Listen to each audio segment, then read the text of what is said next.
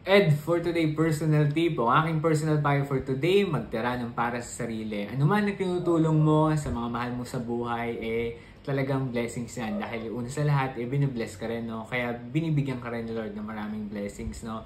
Kayong pa man, gusto lang din kitang i-remind na kailangan mo rin magtabi ng para sa sarili mo or para sa iyo mismo, no? Dahil darating ang panahon, mauubos ka, darating ang panahon mapapagod ka. Kapag dumating yung panahon na naubos ka na o napapagod ka na, etong tinira mong konting ito ang magsisilbing fuel mo ulit para bumangon ka, para hindi ka mag-give up, para mag-continue ka.